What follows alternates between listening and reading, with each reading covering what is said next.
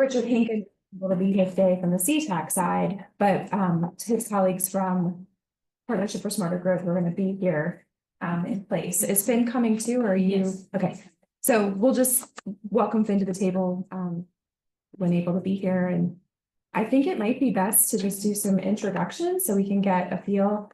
If you wouldn't mind, maybe say your name, the committee from, if you came from CTAC or Public Outreach Committee, where you came, the community in the region in which you live, the locality. And if you're representing an organization, share that as well, just so we can get a little bit of who you are. I know that that's not at all probably who you are, but it gives a little bit maybe of context of why you're in this conversation and how we found you. I'll start. My name is Martha Schickel. My work title is Executive Director here at Plan RVA. So welcome. We're really grateful for you all extending additional interest in this work. I live in Richmond City, and I think those are the things I said. So appreciate that. I'm Ken Lance, I'm the mobility coordinator here at Plan RVA. I'm a resident of Western Henrico. Which is a locality. No, I'm just kidding. I'm Milton Hathaway. I'm on the Public Outreach Committee and Planning Commission for Union County. I'm Andrew Bunn. I'm on the CTAC. I'm also a MERP student at ECU. And I live in Churchill North in Richmond City. And Mr. Moore.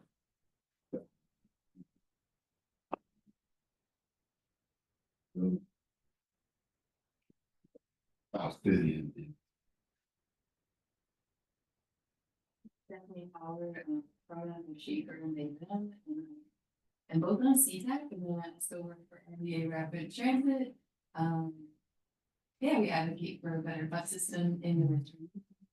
And I live in, it used to be a South Sider, and now I live in Bryan.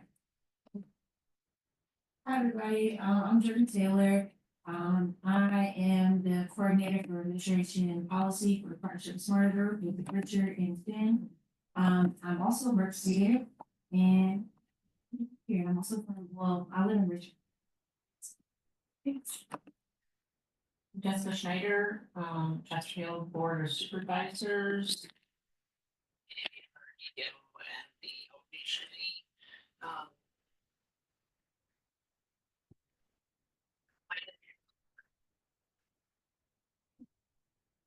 Hi, we have Cameron George, and we're not set up to do our normal typical live stream. So Cam, he has confirmed he can hear everyone. Can you see the room and the screen there?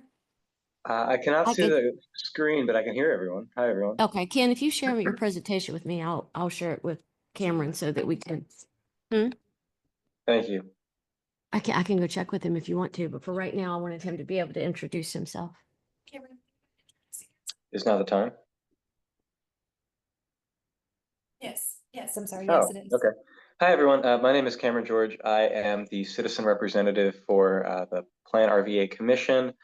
Thank you for allowing me to sit in virtually. I'm feeling under the weather, and so I couldn't make it. I really wanted to, but I couldn't. So happy to be here. I live in Richmond. I've been here for about 1.5 years, and I'm excited to kind of open up opportunities for better and increased participation throughout the region so we can get stronger and more effective policies. Thank you. We appreciate that. Thanks. Janice is going to get you moved from her computer to the system, so we'll be able to see you on the monitors and hear you through that. But until then, we'll handle you're sitting in her seat, and we can all see your face. So, Emily, can I put you on the spot? Do you want to just we'll introduce our staff that are here? Yes, hi. Oh, and I live in Oregon Hill, Virginia. my name is Kristen Hahn, I'm engagement coordinator. Looking the director of RVA. I live in the Lothian district in Chesterfield. Hi, I'm Lauren Shepard. I'm the Chief Finance and Administration Officer as of last Monday, and I live in the. Thanks, everybody. I appreciate that. So because this is a new, well, it's not a new initiative, but I think we've talked about in previous meetings, it's one group has was created as part of TPO bylaws. And then some time ago, it's the first time that the committee, activated. So you need to log them We in. just finished the introduction. Okay, so this, Mine, you need this. Name, organization, where you live locality wise in the region, if you don't mind, and. I've been following.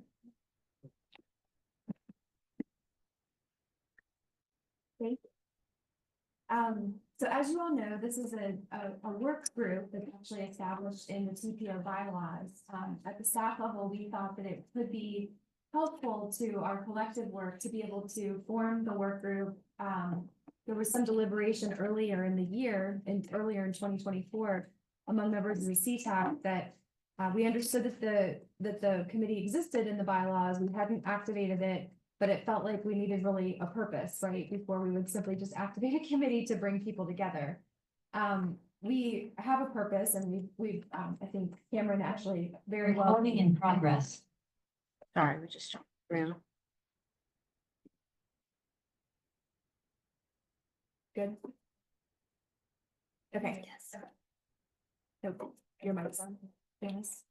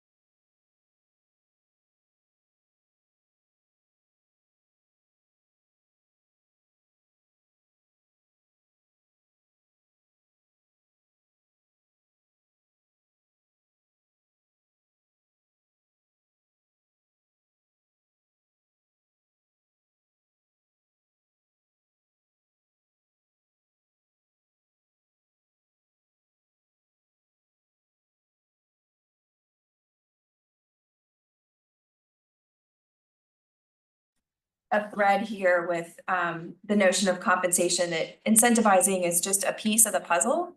There's also the reality that some people have more resources to be able to support their participation than others.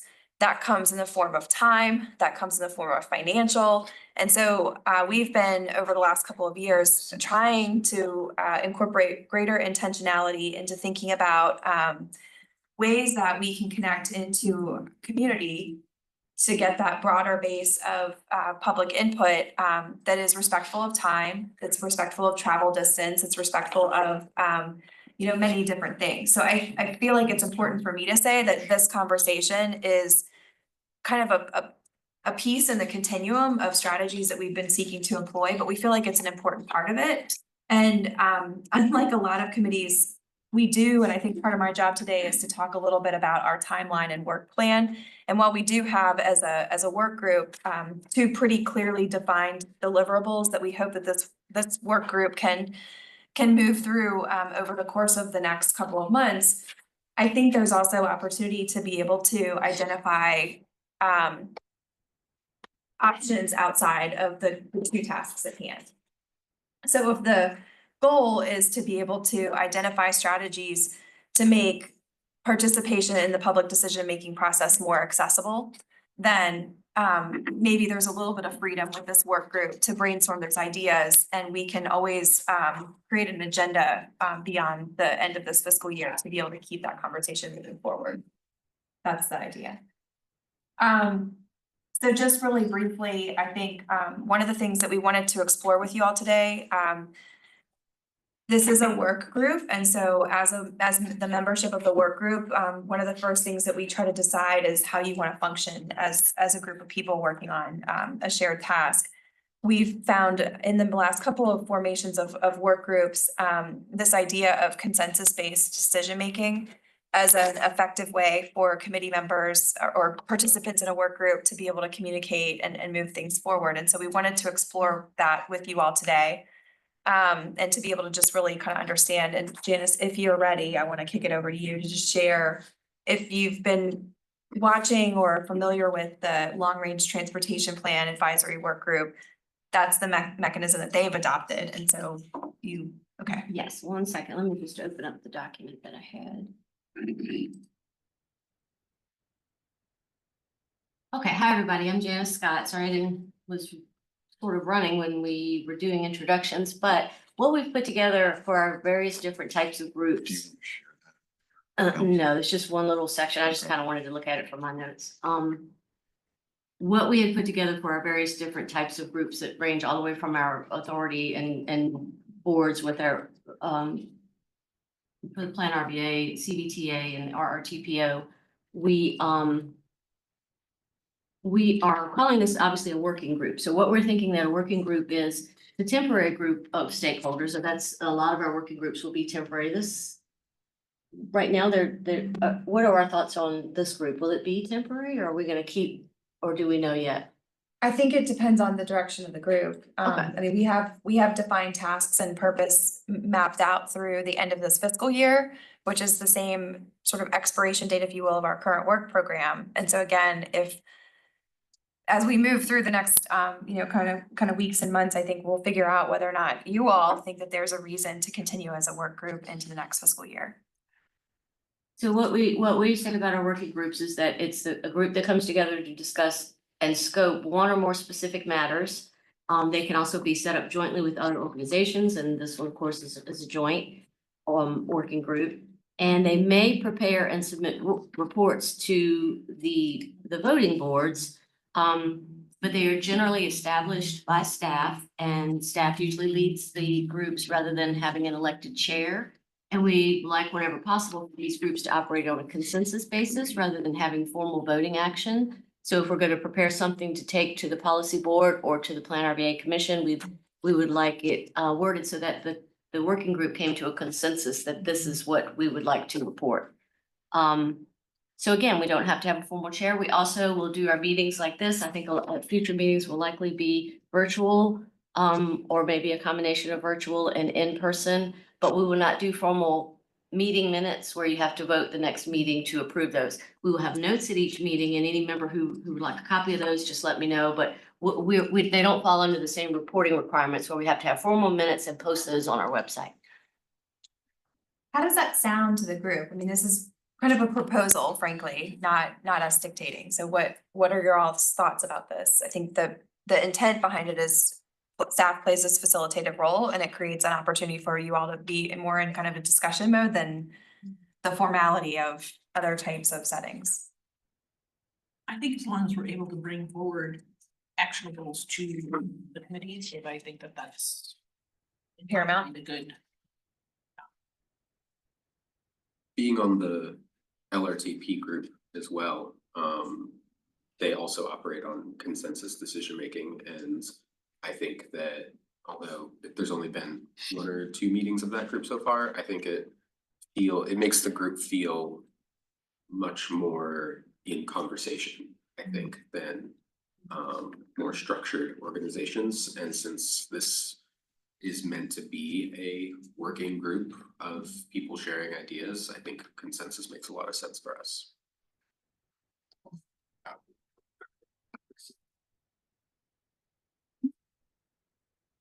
Okay.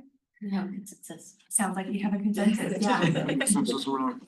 And so Ken and I will be your facilitators, and he and I will work with Janice and other team members that are here today to be able to sort of make sure that at the end of the meetings, we've got enough closure and next steps identified to be able to move action forward. I think from a process perspective, our hope is that your discussions will culminate in some action items that could be assignments to staff to go find more information. It may be members of the work group volunteer to gather information through your networks. I think one of the things that we want to acknowledge inherent in this process is that you come with expertise. And so we want to be mindful of how, you actually have resources and information that can come to the conversation. If there are things that staff can do to make the burden of that a little bit easier, we want to explore that. And so, not being naive or ignorant of the intended purpose of this committee to begin with. The last thing I'll say just before I hand it over to Ken, kind of to keep us mindful of where we're headed. We do have, as you know, the Public Engagement and Outreach Committee of the Commission meets on a regular frequency, and that committee reports to the Plan RVA board. That board meets in February, again in April, and again in June. And so we want to make sure that the outcomes of this conversation align to be able to pass the recommendations that this work group identifies through the Public Outreach Committee to the commission side, and also simultaneous to that through the CTAC committee to the TPO. The CTAC meets on a quarterly basis, and so the next meeting of the CTAC is March, and we are hoping that we would be able to have a consensus-driven recommendation to both Public Outreach Committee and CTAC by those March meetings, again, to be able to flow through.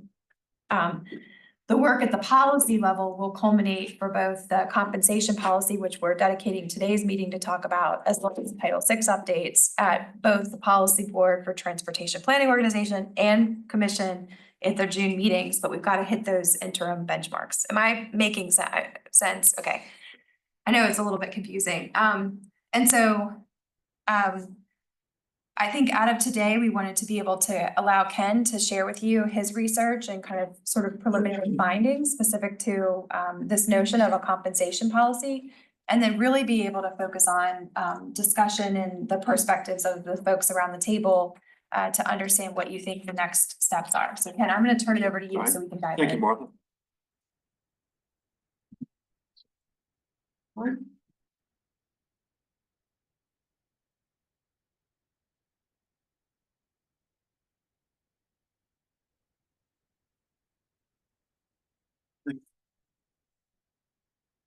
Good afternoon, everyone. Again, my name is Ken Lance. I'm a mobility coordinator here at Plan RVA. And I've been tasked with looking into the question of what does it look like to compensate individuals who serve in an advisory capacity to us. And so over the past two and a half weeks, I've been kind of digging into this pretty much full time. And so I just wanted to share with you some of the things that I've found. And this is by no means a complete, my research is not completed at this point. This is sort of an interim report, or just give you sort of a snapshot of where I am at this point. So would welcome any suggestions, any comments you have in terms of what I found. Maybe I've missed something. Maybe there's an area I need to investigate further. So again, would welcome any comments on this. So let's get started here. And what I want to present to you today, I want to talk a little bit about the background behind this, some of the purposes behind compensating participants. I'll give you a list of the sources that I have looked at, so maybe you can check it off, or you can think of another source. Before the meeting, was talking with Andrew. He asked me, "Hey, have you checked this source?" And by golly, I have. So I get a gold star with him, at least for that source. There you go. Talk about some of the benefits of doing compensation, making the case for it, because I think this is a new area for us. We've never done this before. So I think we need to make the case. We need to be very deliberate in what we're doing. I have a little bit of information on potential compensation options or rates. This is by no means an exhaustive list, and I'm not saying that this is where we need to be, but it's just what I've found thus far to kind of bracket some of that discussion. I think it's important that we talk about the challenges behind doing this, as well as the steps that will be involved, some recommendations maybe for Plan RVA, and even talking about if we are to institute something like this, how do we measure the effectiveness of this? How do we know that this is achieving the desired result? So that's what I'm going to try to go over in the next few minutes. So bear with me here.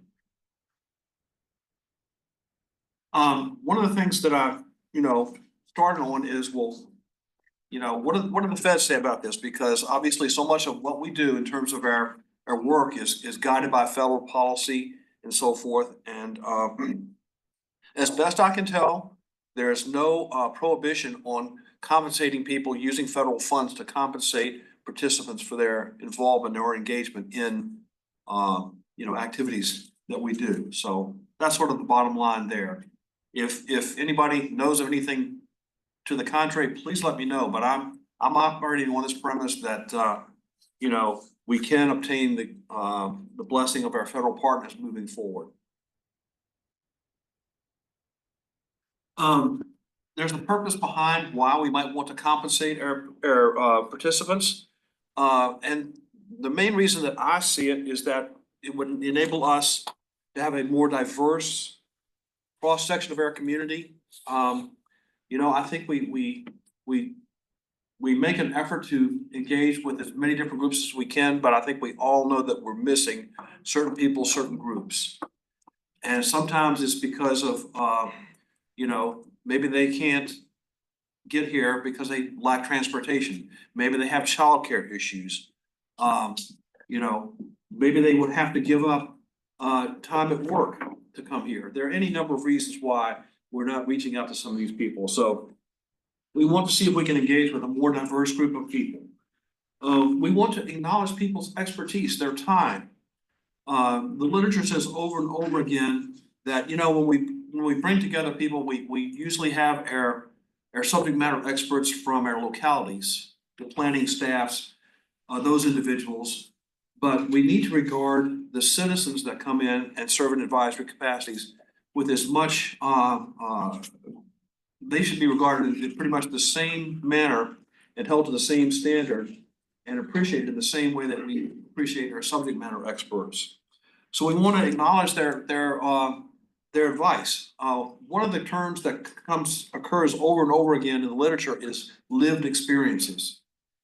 And you know, I think that's a important part of our planning process is hearing from people who have lived experiences, who are dealing with transportation systems and challenges on a day-to-day basis.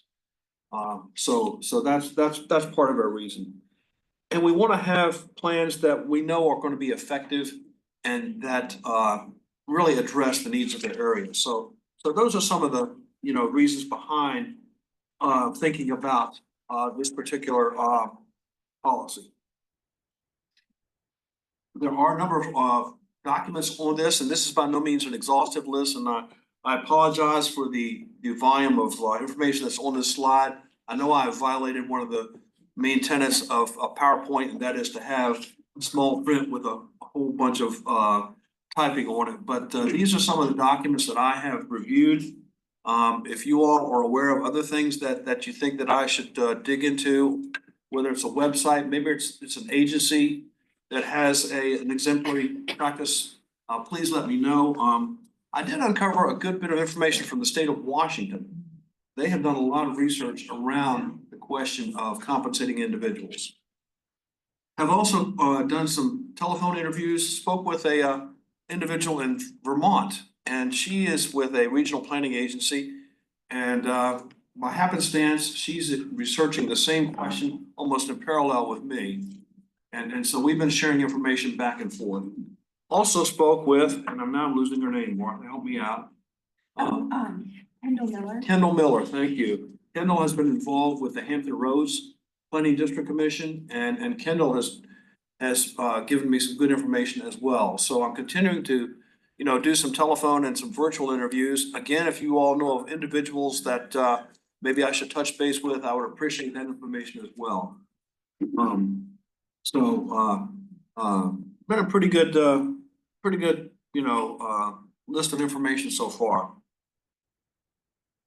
In terms of, you know, the scope of this compensation policy, and maybe I'm getting the cart before the horse, but what we are, you know, I think it's important for us to have some preliminary thoughts on where we think this should apply and how it should apply. So, you know, our thinking at this point is that a compensation policy would be for work on advisory committees, but also for consultations and workshops and other sessions where we might involve or engage the public. So it might be somebody who comes to an advisory committee meeting 6 times a year, like our CTAC members, or maybe somebody that comes in maybe once and sits down with us and gives us input on a budget or a program that we're considering. So we're considering this in a number of different ways. So that's sort of where we are in our preliminary thinking. Again, we haven't crafted a policy. This is all kind of in my head right now.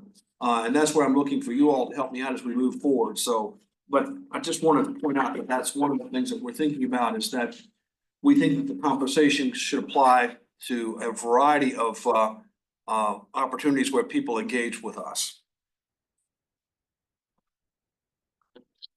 We think that there are a number of benefits of having a compensation policy, that it broadens your inclusivity. It leads to more equitable,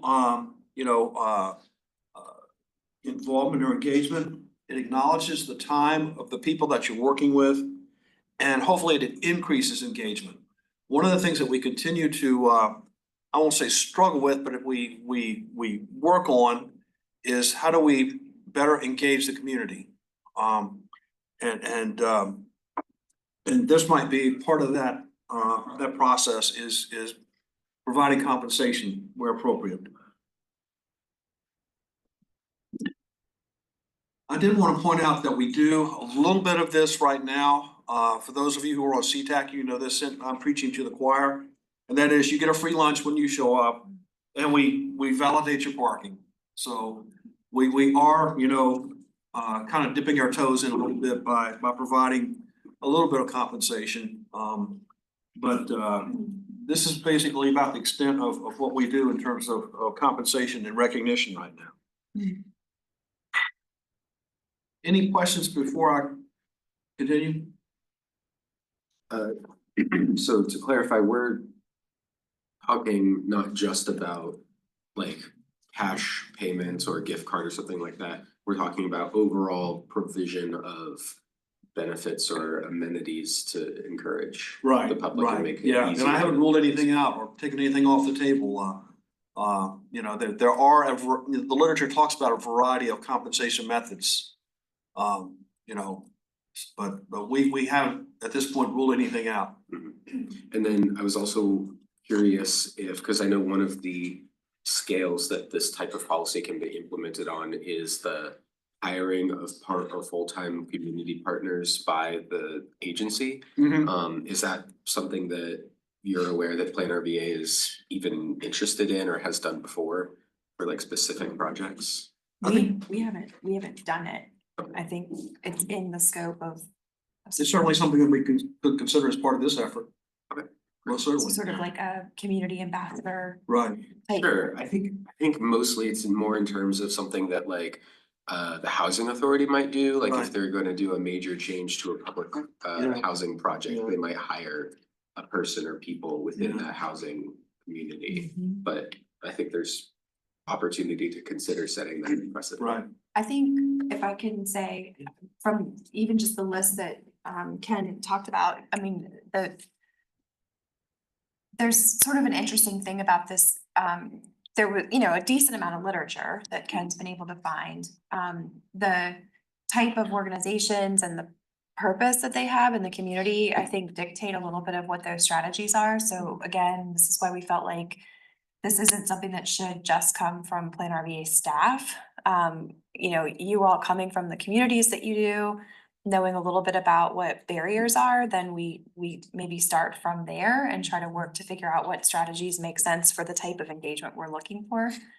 And I think we're of the mind that kind of all ideas are worth investigating. Yeah. And I would like to say, and again, this is not an indictment against any of the our sister organizations, but I have done a scan of the public participation plans of all the Virginia MPOs, and none of them have any language about compensating individuals. So we seem to be plowing some new ground here with this. I have not, engaged in dialogue with any of my counterparts to find out if they're doing anything. That's probably going to be part of the process as well. But right now, at least, they don't acknowledge in their public participation plans compensation as one of the things that they are doing. But anyway, I digress. But I think it's important that we make the case for why compensation is important, and I think that will be something that this work group will be part of is helping us to communicate, you know, the value of the lived experience to help us, you know, connect to our mission, to help us figure out what is the dollar value of this public engagement. And, you know, also confirming that we have the funding to do this. So these are some of the things we'll have to consider going forward. And again, we haven't, started delving into this at this point. These are just some of the preliminary thoughts that we have. But I do want to get in the weeds for just a minute. You know, it was mentioned, gift cards. I have found just from the literature, you know, here's sort of a range of what folks are compensating for. One of the sources said that, we'll pay them the same thing that you get paid for jury duty, which anybody that served on jury duty knows that this is not a large sum of money, but, that was one of the suggestions. I did find that Washington State, has a range of compensation rates from 50 to 250. And then, others start at 50 and go up to as much as 240. Our folks, brethren here in Ashland, communicated to me recently that they pay 240 per meeting for some of their meetings. I was kind of surprised that that's the rate they're paying, but that's what they're doing. But one of the things that was interesting to me, that struck me, is that in some of these cities that have a pretty high cost of living, they're not paying a whole lot of money. You know, that places like San Francisco and LA, you know, $50 to $75 per meeting. So you're not going to get rich working or serving on an advisory committee. But again, this is just some preliminary information on that. It's not complete by any means, but just so you'll have it in your mind, you know, what we might be looking at. Again, I've kind of violated the PowerPoint rule here with all of my points on this slide, but I've found, you know, a number of things that I think we need to be thinking about going forward as we talk about, you know, developing a policy. And that includes how much do we value participants' experience, their time and their expertise. You know, do we use this as a way to engage with folks that we don't normally engage with? We need to recognize that not everybody can receive compensation. There may be some people that this would adversely affect their ability to receive funding from other sources. One of the things that I read about was people who are receiving public assistance, that, you know, if you start compensating them, it may adversely affect their eligibility for public assistance. Obviously, we would have to develop a budget and plan for this. I mentioned that we believe that we should provide compensation both for one-time as well as recurring events. And also that we should make this a voluntary program. There may be some people who say, no, I'm just glad to do this. I feel this is my way of giving back. You don't need to pay me to come here. You know, some other considerations is that I think as part of setting up a compensation program, we need to seek the feedback from folks that this should not be a program that we just develop on our own without considering, you know, feedback from folks. We want it to be flexible, and we want to ensure that people have ways to be compensated if they so choose to do so in a variety of ways. You know, but recognize that some people may not have a bank account. Some folks might be reluctant to give you a social security number. You know, some may not want a Visa gift card. So these are all little details that we have to work through. And another thing that along these lines that I noticed while reading some about this is that if you're working with people in very poor areas, sometimes additional money can actually disrupt their benefit programs, and they could lose housing for a $250 gift card. Yeah, because those programs are income based. Yeah, and if they have to report, you know, that they've received this as income, like you say, so stuff that we, you know, probably wouldn't think about, but definitely consideration. I know too that Virginia Community Voice is a group here on the south side that Uh-huh. does a lot of this work. They especially are working with Spanish speaking populations on the south side. Uh-huh. Advocating for them and building community among people, and they have figured out a way to write it in their grants such that they give their participants cash, which can really eliminate a lot of the things we're just kind of talking about, Right. because we know cash is the easiest form of currency. It's, not traceable. Right. So it can really protect people, actually. Yeah. Right. That maybe I'll just add, we're gonna look at the playbook, so to speak, that the Virginia Community Voice has. I think, sorry, I'm stepping out of facilitator mode for a second. I think for the type of organization we are, a cash payment is probably not an option. But there may be an opportunity to think about using an intermediary like a Virginia Community Voice who can, so that's, I think, part of the Right. design considerations here as well. So, many of these things that we'll have to kind of work our way through is how do we, if the decision is to recommend building something, how do we do that in a way that we, as an organization, stay under the right rules? Moving on to some of the challenges. And again, none of these are showstoppers. They're all things that can be overcome, but I think just be realistic. It's important for us, if we are going to, as a work group, recommend this, we need to, I think, keep in mind that, we need to be mindful of, well, what are the limitations that we as Plan RVA have in terms of the resources that are available? How do we establish a compensation rate that is acceptable but doesn't break the bank? How do we get payment to participants? How does it affect their income consequences? Addressing perceived motivations. This is one that maybe I don't think I would have thought about until I started doing this research. But this is something I think we're gonna have to keep in mind, and when we craft our program or our policy, we need to acknowledge and emphasize to people that we're not paying you for you to tell us what we want to hear. There may be some folks who will be critical of a program because they'll say, well, you're just paying those people because that's how you get the feedback that you want to get. So I don't know how we overcome that, but it's certainly something to think about. And also, how do we have a sustainable program? How do we keep this thing going moving forward? There are some other concerns that I think we'll need to address moving forward. There may be some people who say, why are you doing this? It's everybody's civic duty to participate.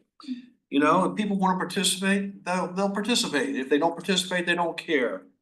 It's not a responsible use of public dollars. And that, again, you're introducing a bias into your processes. So again, I think we need, as a work group, to be prepared to address some of these concerns going forward. And I'm sure that there are others that I haven't thought about. They'll probably, surface as we move forward through this. But anyway, just some of the things that the literature talks about here. Some of the other challenges, is it for everyone? Is it for certain groups?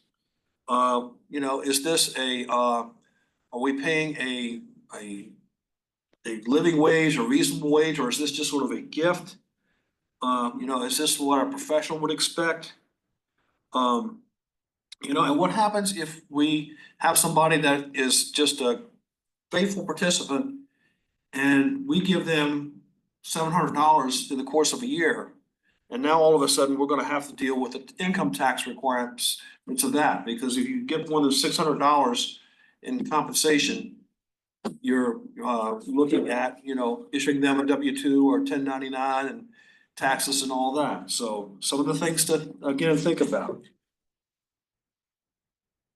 The literature suggests that some of these steps in developing an initiative, that maybe doing an assessment of where you are, what are the community's needs, what are the guidelines for this? I think that we need to have some clear guidelines for this, something that's very thoughtful and thought out. And I have found in the literature a pretty extensive checklist. I didn't share that information here, but there are some checklists of some things that you can consider as you're moving forward. So if we, want to develop some recommendations for Plan RVA and the TPO, we need to think about how much would it cost? What type of compensation are we going to provide? What's the eligibility going to be?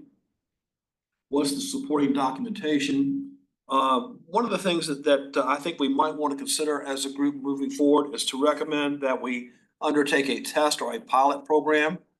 That, maybe we institute something, we see how it's playing out. Because we want to see how this impacts our programs. If all it's doing is just paying the same people to come to the same meetings, we really haven't accomplished anything. We want to see, are we getting more people here? Are we getting more, is the quality of the input that we're getting better? Those sorts of things are what we want to, be able to measure in some way. Is it suitable for all of our projects and programs? And what's the schedule and the time frame for this? And I mentioned the importance of evaluating if these are some metrics that are suggested in the literature. Some of them are probably easier than others to measure. You can obviously measure pretty easily attendance and retention rates. And you can document diversity of your group of people pretty well. Some of the others might be a little tougher. I don't know how you measure before and after of feedback quality or quality of project outcomes. But I'm sure that there are some ways that you can develop some measures of effectiveness around this. But this is probably just a beginning list of metrics, but there are some metrics out there. And I would think that moving forward, we will want to include in our recommendation that we do measure how this is playing out and how it's impacting what we're doing here. And I think that's it. I think everybody, thank you, Ken, for putting this together. We really appreciate it. I think it's easy to talk about the idea, and Ken has demonstrated that while there may be folks in the room who feel like the idea is a worthy one, there's a lot to consider. And we certainly want to be careful of and be mindful, and you name some of them, sort of the unintended consequences of a worthy idea. So thank you for the research. We really wanted to sort of give some material today, but then create the space to open it up for the group. So I'm wondering if we'd like to maybe just go around the room, and if you have a question that's lingering in your mind or something you want to put on the table from a reaction or thought, or what you came in from an intention perspective into this conversation. I think this is a terrible idea and this is why, or I think this is a great idea and this is, I think it'd be nice to just open it up for conversation and give everyone a chance to sort of share thoughts about what you've heard from Ken and where you are on the topic. Would anybody be interested in leading off? Great, Ernest, thank you. And is it okay if we go by first name or what? Okay, great. Please don't call me Mr. Button. If you do that to me, I look for my mother, but I'm for compensation because my work for the last 30 years have been in marginalized communities, and they will, especially in education, working in education, a lot of parents will be participating in their children's activities and things, but they have to work. They don't have the adequate means, so compensation is not just an incentive, it's also another means to be a part of communities. And so I am an advocate for it. And we did it in Richmond Connects, and that really worked. Could you maybe share with me sometime some of the details of the Richmond Connects compensation program, your guidelines, your rates, lessons learned, and so forth? Can I get some of that information from you to incorporate into my work? Yes, I can forward Okay, you some of great. that. Yeah, awesome. Thank you. Anyone else want to share perspective? Yeah, Jordan. Well, I guess I have a question. I know we're like, you mentioned in the PowerPoint that in some instances you can compensate only like certain groups. How does that, like, are there any programs in like Richmond that has done that? And if so, how did they go about just like compensating a specific group instead of everyone, if that makes sense? Can you elaborate on the local government Yeah. employee piece? I have been in the process, I'm still waiting to hear back from our local governments in terms of how they compensate. Again, I did mention in one of the slides what Ashland does, and in terms of Ashland, you know, they're compensating members of like certain commissions or committees, like a zoning committee or a planning committee or something. You know, but I still need to dig into this in more detail. I still hope to hear back from the localities in terms of their practices. Ms. Snyder, you all do anything in Chesterfield? As far as I know, none of our boards or commissions, I mean, like our planning committee people are appointed and though they are, our planning commission folks, they get a salary basically. I mean, Right. it's an annual.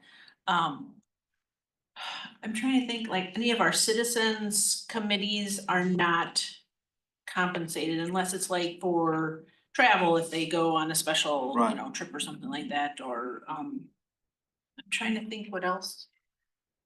Yeah, we think- don't really do a lot. I think too, one of the things that is in some regards unique to our type of organization is that just even when you look around this room, we have representative of a local governing body who is appointed by her body to serve in this regional capacity. And so there's representatives of stakeholder organizations, there are citizens. And so some of you may be here because it's your job to be here.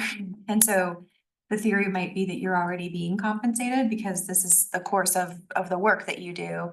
There are others in the room that are doing this on top of and truly acting in like a community volunteer capacity. And so for us, I think that drives a lot of, Ken, if I'm Right. correct, what you were thinking about Yes. distinguishing groups. Right. Because we would want to make sure that we were not, for lack of a better term, like double compensating, but also, you know, taking advantage of, as you mentioned, the lived experience and the reality that if we think of everyone around the table as an expert, then that the other thing I would add is that even if there are people that participate in the work that that we do here at Plan RVA through their job, it may be that their organization is making a cost benefit choice for them to be here. And so it may be that we need to think about that organization receiving some sort of compensation for deploying that resource to this. So it might not be an individual compensation, but it might be that, you know, I don't want to, but I mean, in an example, it might be that PSG or RV Rapid Transit would get that remuneration because they've dedicated personnel to this type of work. So I mean, I think, again, those are just ideas and examples, but it's something we've been Right. just scratching the surface on. So, first off, I hope you don't think that I'm here because I have to be because it's. No, but yeah. Well, nobody, I didn't feel like you didn't run for office to be on the work group here. No. So part of, I know when you had said before about some people can't take, or they might want to just do it as a volunteer thing. I think offering the option of maybe making a donation to a nonprofit, and they want to do something like that might be a good, you know, that might feed towards some of the groups that we're working with. As well as, what did we talk, shoot. There was something else you mentioned. I just don't think, so I think that there's like definitely some other groups that we might, so I was thinking to myself, like with Brantley's group that he does with the biking education group for advocacy. I mean, like some of those people, I mean, they are very super involved and like maybe they come and give and participate, you know, just because you ask them to. And so those are things, and where are we working with those types of groups to advocate for ourselves as well, and again, maybe like you said, compensate Yeah. their group towards that, or, you know, make it part of their group as they, you know, participate in a survey type thing, or, Right. Stephanie, this might be the optimal time to talk about the real life example that's on the table. Yeah, I see Ernest wanting to share too, so we can come back to it if you wanna. I would just add to another group that is often used without compensation, and that's faith communities. And people just think that the resource is free, but they're air conditioning, Yeah. electric expenses, and food and all kinds of things that are provided to get those groups out.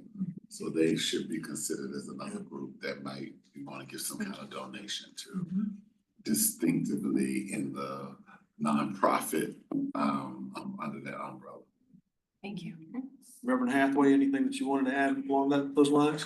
Well, I'm the newest member of the planning commission, and in the orientation, they, in a roundabout way, asked if I would consider being on Plan RVA.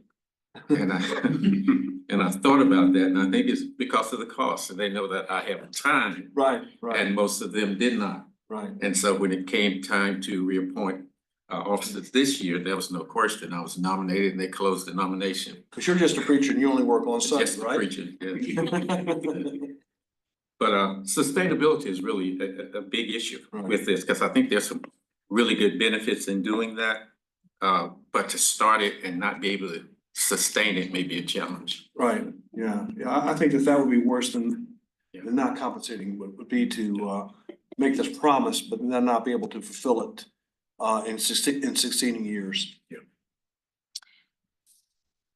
Any others who haven't? Yeah. Yeah, along these lines, I think a common pitfall of similar programs to this that you see in state and federal governments is excessively, you might call it means testing, like trying to make sure that money doesn't go to the wrong person or the wrong place.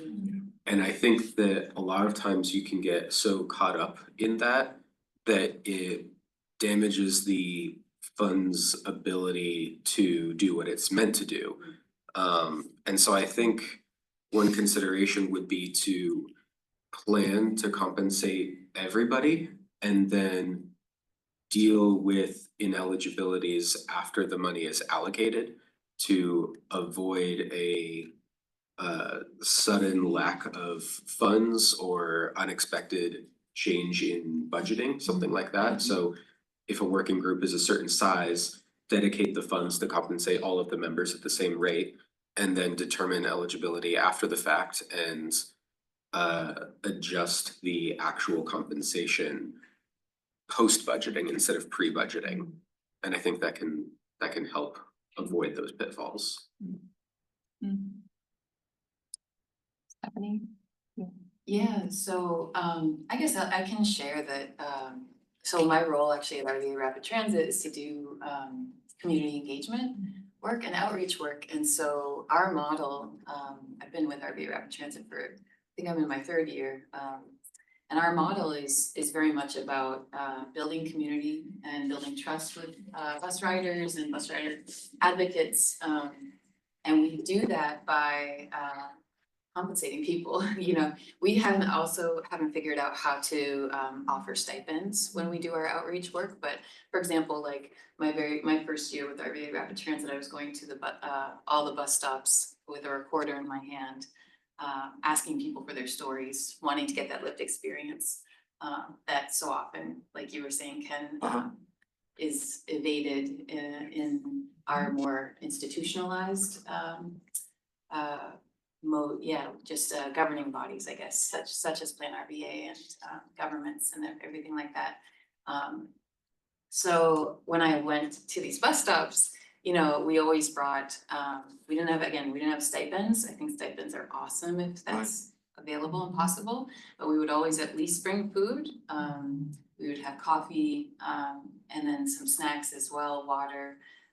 So there's at least, because every time we're engaging with people, it's an exchange and it's an energy exchange. And like Ernest was saying, when we're working with folks who have experienced marginalization for decades, centuries, especially here in the South, we need to be really cognizant that we're not adding to that extraction, adding to that. There's also like a level of distrust, right?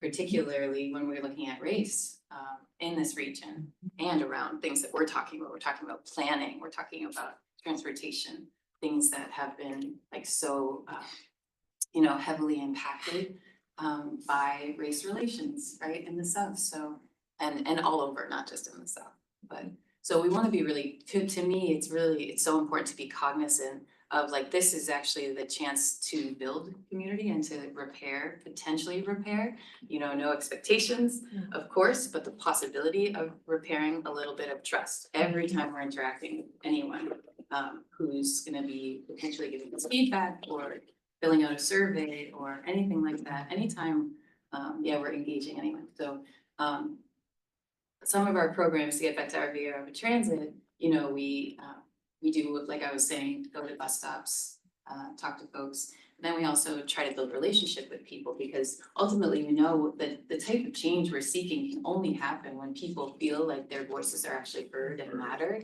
And the way to do that is not just for me to listen to them and make an Instagram post about their story, that's helpful, but really we want meaningful change. So we need to see like GRTC adding a shelter at that bus stop that we talked about. We need to see like meaningful change, and we also really want to try to help people see how powerful they are already.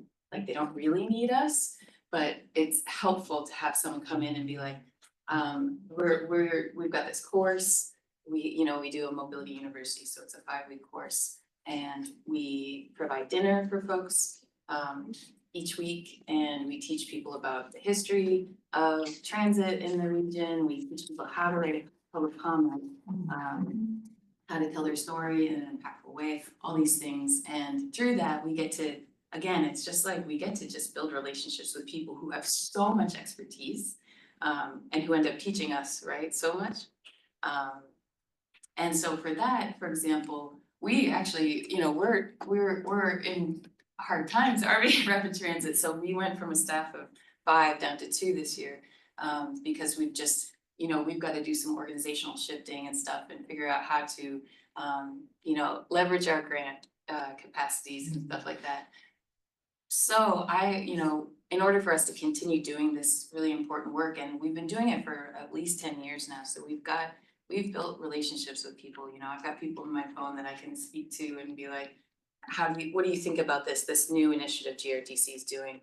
Would you like to come to the board meeting with me next week? Whatever, in order to keep that up, we actually just recently reached out to Plan RVA just maybe a couple days ago to see if they had any budget to provide the dinner for 20 to 25 people, so we can do one of our, we do another kind of series of programs where we quarterly meet with riders and advocates, specifically who we've met out at bus stops. And in order to, again, like just because we're like opening, I guess, again, I just feel like it's a lot about relationship building and building trust. So I reached out to Plan RVA, and I know that Martha was saying today that you've been speaking about this, and I just want to say thank you so much for all the advocacy that you do, and it's so important for people to understand. I've spoken at a couple of Brantley's things, like for the youth one as well. I just did that one last week or something at their All-Stars program that they do for advocacy as well. But I just think it's so important also to not to set the expectation that just because they advocate for something that they're always going to get everything. And again, as someone that was an advocate and continues to be one in the community for things, I just think that it's sometimes, it's very disappointing, but again, you got to keep trying again and not give up and realize that sometimes, the wheels, unfortunately, the wheels of bureaucracy move very slowly, and you advocating for something, puts that first notch in the wheel and gets things moving and just don't lose heart and it's so difficult sometimes, I understand, and so it's, thank you so much for all that. That's just amazing. Reverend Heather, Yeah, I think among what Stephanie said was really significant to me is meeting people where they are. There's a great expectation to extend an invitation and they'll come.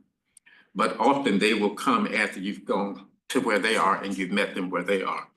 And so in the church, we found that if we feed you, you'll come. And we hope that is we hope it's a meaningful experience that cause you to want to come back, but this time not in expectation of the food, but meeting people where they are. And maybe even providing that food or refreshments, things like that. I noticed during the election season, there were a lot of town hall meetings and every candidate provided food. And it got people there. I want to make sure that Cameron, who's with us in the virtual sense, has a chance to chime in if you have thoughts, Cameron. Nothing that hasn't already been said. You know, I think this group is coming with really good intentions and backgrounds. I'd be really interested to know if the presenter, I missed your name, I'm sorry, I would have written it down if I was in the room. Maybe if they could share what sources they've reviewed, just so if we do go off and do some of our own research, we're not duplicating efforts. I really appreciated the presentation that you showed us all, even if you did break some of the PowerPoint presentation rules. No, thank you. Yeah, I can provide the list of the sources that I've looked at so far. Yeah. Okay, thank you. Yeah. I think Ken was saying too, we can share the PowerPoint deck. Yeah, I can as share well. the PowerPoint Yeah, deck. I mean, because Let me do that. I've noticed a lot of the places that you mentioned were like maybe more progressive in terms of their policies. And so I think maybe just looking at, you know, I went to school in Oregon and I know that they've been doing some stuff as far as like promoting missing middle housing, kind of that. And I know Eugene, Oregon did a really good effort in bringing on and training up just like regular people about the complexities of some of the stuff that we're doing. It's really time intensive. And if we can provide not just, I mean, food is, yes, let's break fast and like, let's do it together because that's really an important thing. But also, I mean, if there's some money involved, that always helps. Right. So yeah, that's all. Thank you. Thank you. So I want to ask maybe a question and continue, let maybe questions sort of continue to prompt the discussion.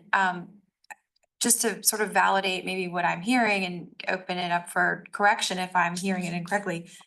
It sounds like there is interest in continuing to explore this concept, recognizing that there are, you know, different limitations, you know, sustainability, the literal mechanics of how to do it, and the acknowledgement that there aren't maybe a lot of models out there that we can really,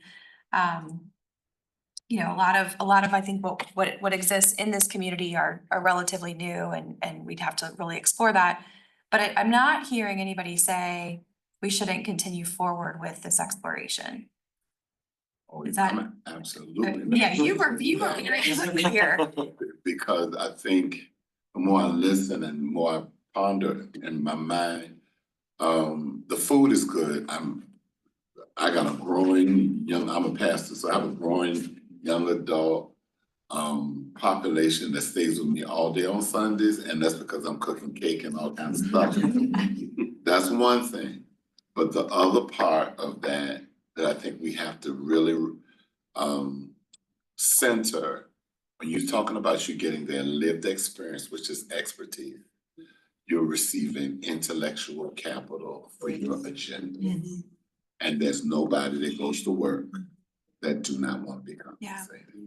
Yeah. So one thing I think, and I just want to like, again, acknowledge that we've got some Plan RVA staff members in the room who I know probably are going to have thoughts about what they're hearing and different pieces of this. I mean, one thing I think I want to say, from from forming a policy, I think what we're attempting to do is to be able to create a framework by policy that guides appropriation of resources.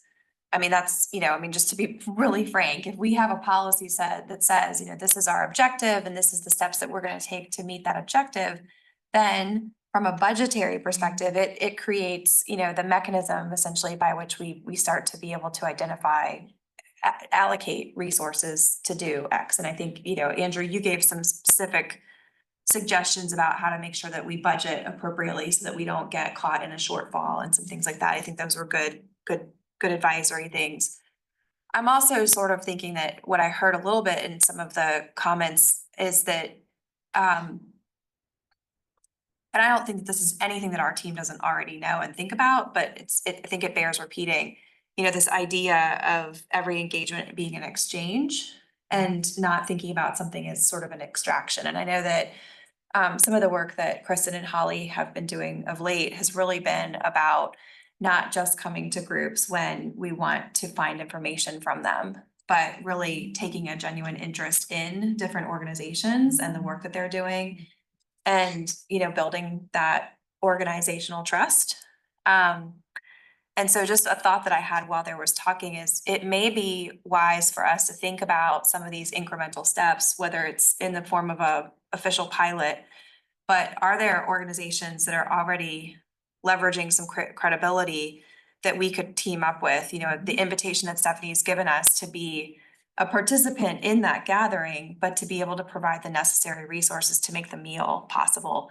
It's a first step that maybe could help to be able to build that bridge, as opposed to us just coming out the gate and saying, we're gonna start handing out, even if we can figure out the mechanical pieces of it, there might be some attempts that we could make to really thoughtfully think about how to value the intellectual capital and do that. So it's just a thought that's sort of rolling around in my head. Ernest. Yeah, last night, the Oak Grove project. And what I've been very intentional about in my role as community engagement is transcending the community engagement beyond the Office of Equitable Transit and Mobility. Because a lot of times if we could collaborate an agenda and do it at one time, then that's good on the population that we're trying to get. And we could pool our resources to make the resources valuable in ways that when they come to those meetings, that is worth it. And they are, because I think we had the Office of Sustainability, we had the hosts of it, and we were able to get all of our agendas there. And so to your point, I really think that's where we need to invest in. I'm not looking at just CTAC, but how do we partner with housing? Because transportation and housing go hand in hand, and how do we really reach out, which has been a hard push when everybody works in silos. And that's a similar, I think, I mean, there's this opportunity, if we want to do this practice of meeting people where they are, understanding where others are trying to do that and really, in some ways it's maximizing those opportunities, but I will tell you that no matter what, when we do it doesn't matter whether we have a booth at a community event or we're present at, different things, or we're hosting our own meeting. The substance of the input that we get is never limited to the question that we're asking. No. People talk in real life experiences, not in the specificity of the thing that we went to ask about. And so I think that value of being able to have multiple groups that are trying to sort of think about how to take this input in also benefits, because when we give input, we don't talk about it in that narrow context that we're asking, if I'm making sense.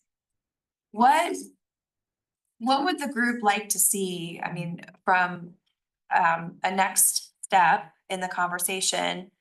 Are there questions that we need to work on as staff to bring you know, it sounds like there's a little bit of appetite of some that want to do a little bit of just research on your own, so Ken will share that deck out, but could we get a little bit of maybe some conversation going about direction and how it sounds like we've got validation that this is worthy exploration. So what would we like to do next? And that leads me to thinking about kind of our timeline and how often would this group like to get together and in what format works for you all, in person, virtual, that kind of thing. I think it would be very helpful to come to our next meeting with an outline of what we want our recommendations to be, as far as like we obviously have a lot of ideas and a lot of different perspectives and expertise, and I'm sure we'll all learn a lot more over the next couple of meetings.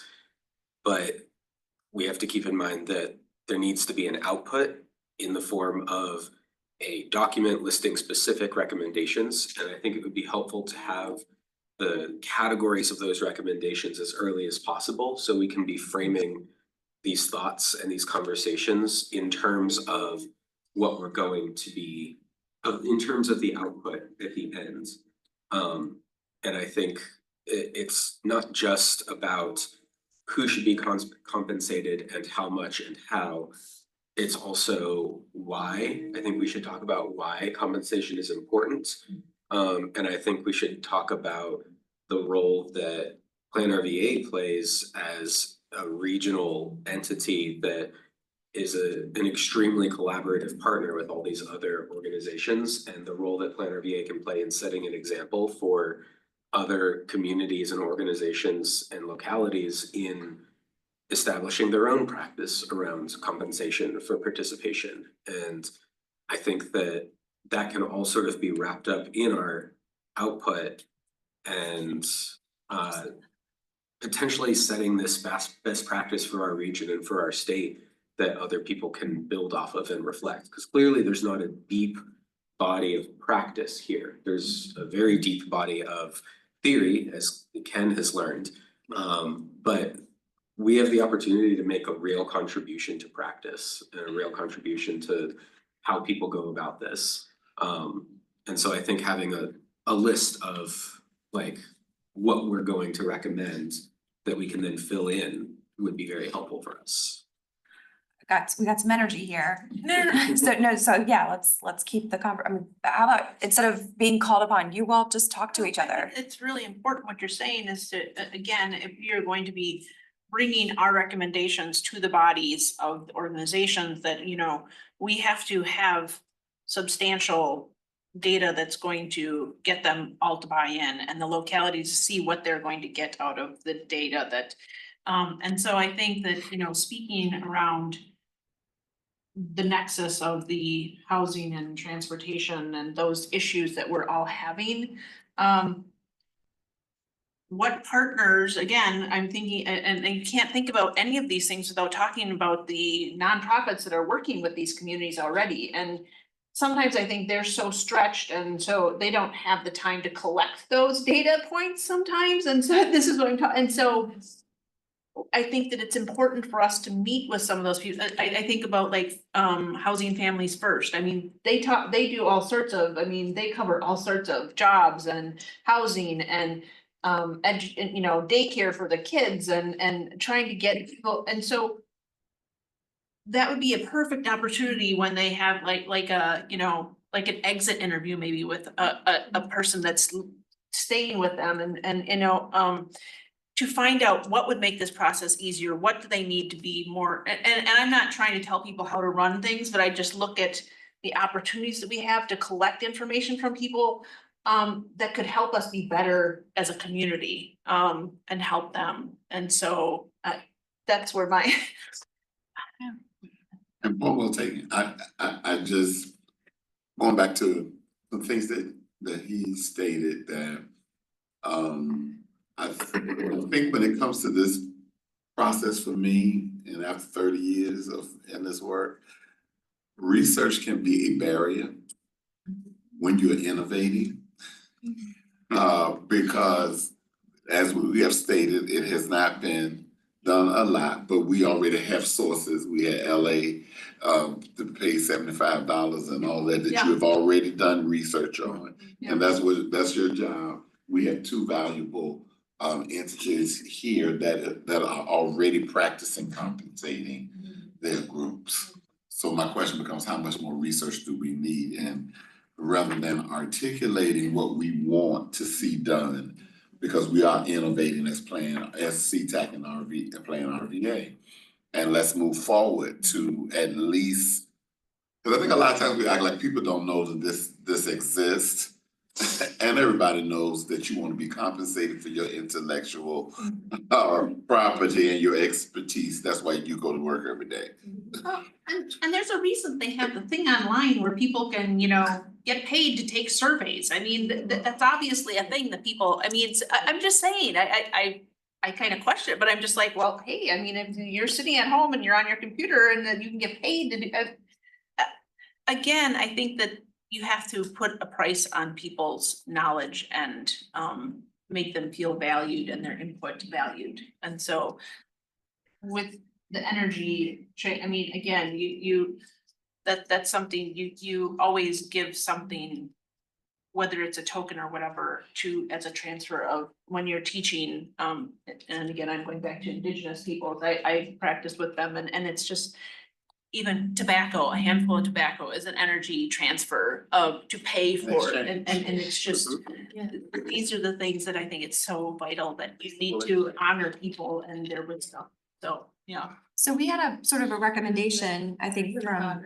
Sorry, I just. Oh, no, noticed please. It was, I was just thinking about like the different ways of compensation, like I was agreeing with like the cash is a great method, but also for those that have children, like I think we should look at all of the different things that could prevent people from showing up and how we could ease that, like, of course, like giving food and stuff like that is very helpful. But how does that work when it comes to like childcare? Like, how can we offer that for people to come in, so we don't have one specific group of people that are joining the conversation? Correct. Well, if we had a collaboration with the Boys and Girls Club, we could do it at the same time. Yeah. Or at their site, Yeah. and they could be in another activity, then we could have a partnership with YMCA's too would probably. YMCA and maybe Richmond Public Schools, and say we're gonna have a reading time. There are so many innovative, to your point, if we want to really do this work, we can do it, and these are the recommendations that we can list of how we do this. I want to say too, just to this point, that, okay, so, you know, when we have our programs, we welcome people with kids. So we don't have the capacity to say, yes, we've got childcare for you, but bring your kids. So in doing this work, I just want to point out that I think we're really changing culture as well. And so that's a point too, where what if Plan RVA had, you know, a meeting here in the boardroom and there were a couple kids here too, like, would that be okay? Like, I think it would be okay, personally, right? I think it would just be like changing the narrative of what is typical and what we're used to, and if it means that this person could participate on a CTEC board or, you know, whatever experience it is, I feel like there are ways to, like, we want to get youth more involved anyway, right? And so, you know, maybe it's a different thing if you've got a brand new baby or whatever is going on, but just to think about it in a different way like that too, like, why couldn't someone come to the meeting, whatever event it is, with their kids? So what I'm hearing are that there are some sort of the beginnings of some ideas on the table. I think I'm hearing glimpses of, let's identify if our goal is to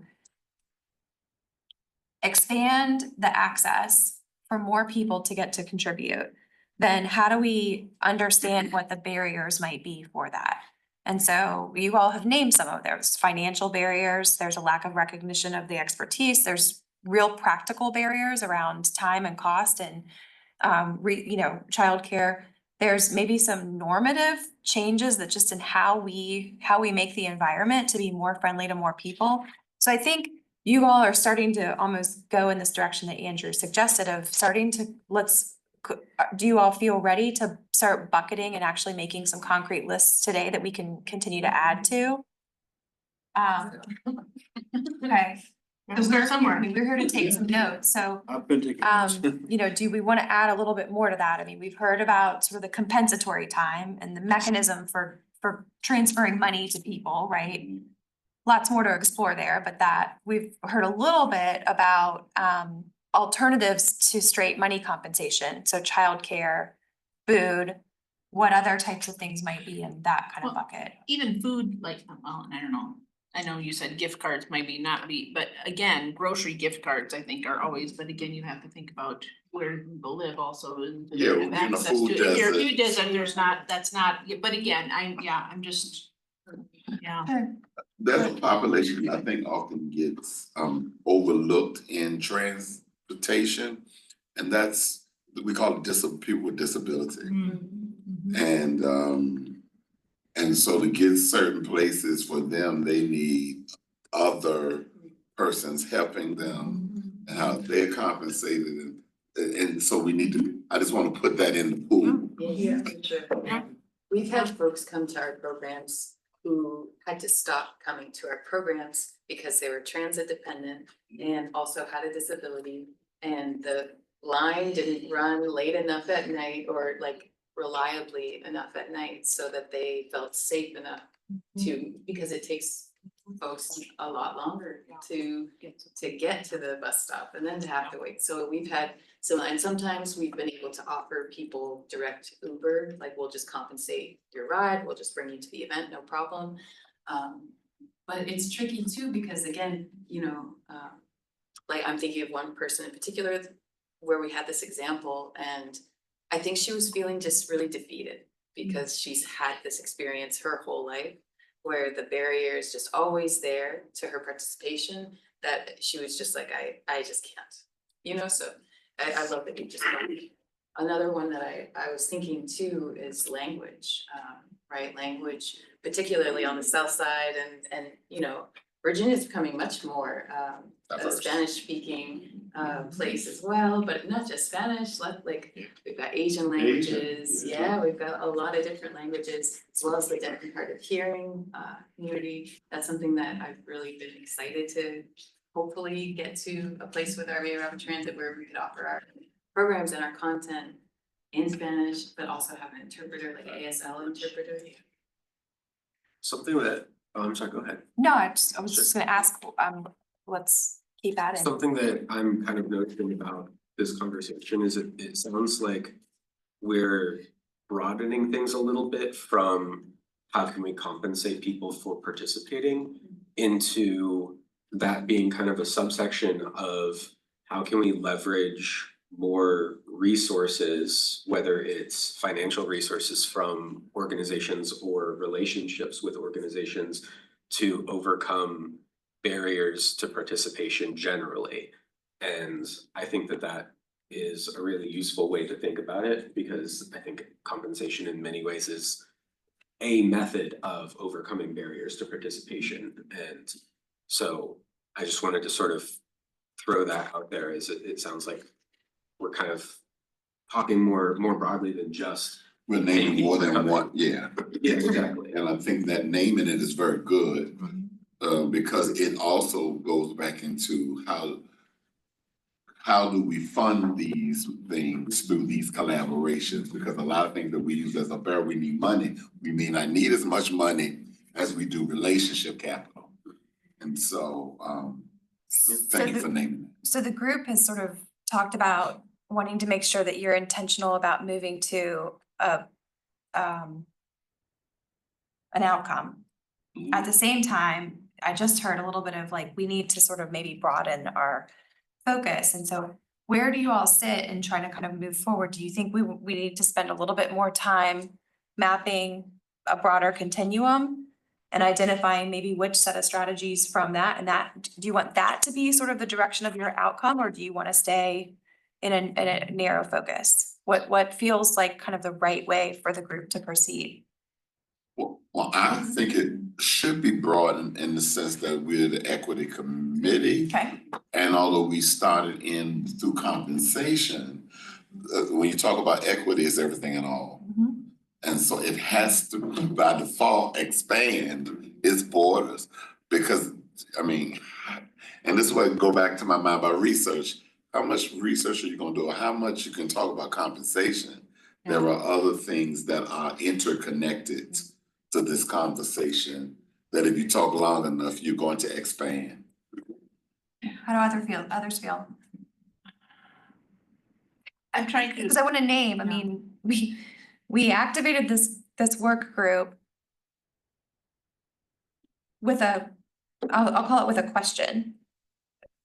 But I think we want to make sure that we don't get so fixated on the initial assignment that we lose the expertise that you all have lent. So if we ask the wrong question, I think, I mean, I'll just say, I think it's in your all's prerogative to say you asked the wrong question. We need to turn this a little bit, and this needs to be our focus instead.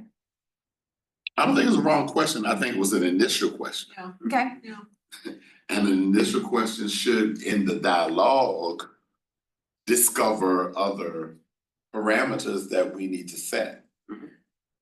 So I'm hearing people, like, again, some of the biggest issues are accessibility for people to get to meetings and to have those conversations. And so we talked about meeting people where they're at. And so maybe it's about us going to them and not them having to come to us, and like having, again, meeting with our community members that are already engaged and finding where we could come and participate and present to them and ask them for their input. And then, maybe we do bring food for the evening, or, we bring some kind of compensation to the people that are participating. I'm just thinking that that's maybe a better way than trying to get people from everywhere in the city or our region that we're looking at to one place. That's gonna take a lot more getting.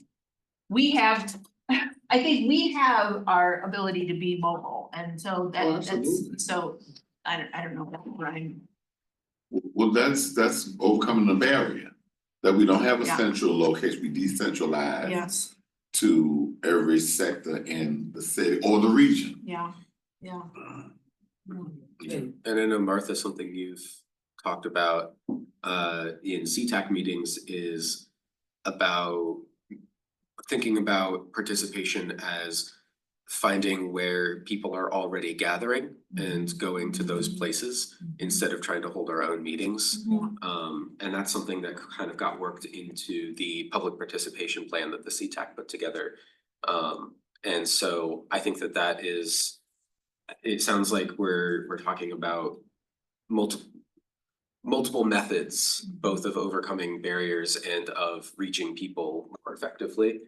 And as to the why of compensation, it seems like we're talking about it both in terms of we should compensate people to overcome barriers to participation, and we should also compensate people because it's the right thing to do to pay somebody for their work. And I think those are absolutely not mutually exclusive reasons. I think those go hand in hand, and we can kind of build our methods around those two different ideas. They do feel like they're different though, and merging them almost kind of I mean, it just strikes me again from the slide that Ken showed. It feels to me like, again, the example that he gave of the markets where there are documented, I'll call it stipends that get paid, $25 or $50 a meeting. That's not a rate of pay that is really like a market rate of the expertise, acknowledgement of expertise. That feels like that's a token contribution, maybe to defray the cost of being there or getting there, right? And so they do feel like those are a little bit maybe different things. Am I right? Or I think so. Okay, the planning commission gets $75, but I think that's by code. And $75 was probably okay years ago, but now we. For $75 a day. Yeah. And so we print all of the documentation. They send it to us in a zip and we print it all ourselves, so $75 really isn't equitable. And so we don't do it for the funds. We do it because it's really a need. One of the things I thought about we did a rural transportation study. New Kent needed it, Charles City needed it, all the rural communities, but I think we only had roughly 300 responses. Specifically. I think it was somewhere along that. And so what were the barriers? You know, that we know we have a need, in particular New Kent, we know we have a need, and yet you can only get 300 responses. What were the barriers? Can you say a little bit more about how the survey was deployed? It was online. Yeah. And we encourage people to go out and take it. Indeed, in our congregation, we had people to assist you in doing it. One of the barriers that we realized is that we had a lot of seniors who Don't use computers. don't use computers, you know? And so getting them, and we said, okay, well, maybe what we can do is sit down with them and gather the information and then put that in. But to a degree, that seems like that defeated part of what we were trying to get. Kristen, yeah, do you want to add? As a staff member, who joined when that process was underway, we did have Spanish and English versions of a print version, and that's sort of standard practice for the LRTP as well with that survey period. It was extremely helpful, not only for computer challenge, whether that's access or familiarity. It was really even in locations where Wi-Fi access was not, Yes. whether we were at an event where that just couldn't happen. And so I think the staffing for being in across 9 or 5 of the regions that we're focused on was part of some of the challenge. And I think that's where I think some of the CTAC work, or even organizations and localities, asking that to be a part of whether the program has a curriculum and there's something, you would set specific time for people to fill that out. It's a challenge to send a paper survey to a group and expect them to sort of read and then get it back, although that is an option. It's currently an option. So I think you bring up really great points of, trying to be in all of the places where, but I think our focus even now in the current engagement is looking at a core group where the voices we're not seeing are centered in the initial and more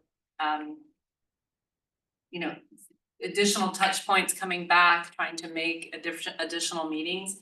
And I'll just say that, we have a town hall meeting with a partnership with the Virginia Department for the Deaf and Hard of Hearing, where that's an example of, they absolutely, we're providing the programming, we're providing the refreshments, but it's through their partnership that it will be held at DARS, and it's at a time that they determined. So, asking what would be the right time to do that, how would people, and then we go again at making personal invitations to groups who may, we haven't talked about transportation for that, but I think there's a desire to have digital resources that are really on demand 24 hours a day.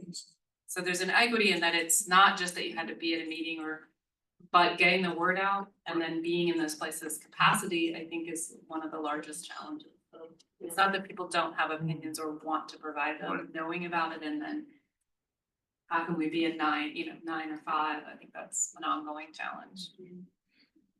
Thank you for that. I want to ask the group, just given where we are in the You have a lot time. to say, I can tell.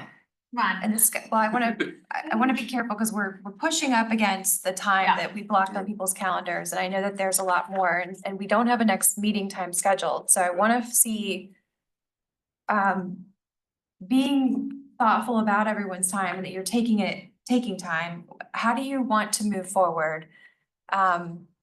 We're prepared to staff kind of in any timeline or venue that makes the most sense. So let's talk about that a little bit.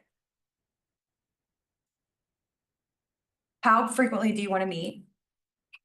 In what venue? There's certainly pros and cons for many different reasons that we all know about the virtual and the in-person, and certainly hybrid is always an option too. So what works for this group to be able to keep this rich conversation going and get it focused into what you want to do? Because I'm hearing this bias to wanting to move to action, but there's a lot more to discuss and unpack. Can you remind me of the kind of like the most imminent deadline, so to speak, that we have? So We're trying to get We've got a March CTAC meeting. I'm blanking right now, something like around the 15th, I think it's the middle of the month where we have the CTAC meeting and materials need to be distributed before that. But that's driven, I just want to be really clear, that's driven by the assumption that if this committee wants to move forward specific to incorporating something into budget, then, we want to make sure that we're building a budget that aligns with this, so I think if in this notion of being able to identify compensation as a piece of this bigger set of solutions, I mean, we can time things. I want everybody to be mindful that our budget gets approved and we're on the cusp of kicking off that process. But there is a lot that can be done that's not specific to, so it's a little bit up to you guys about how you want to prioritize knowing that timing.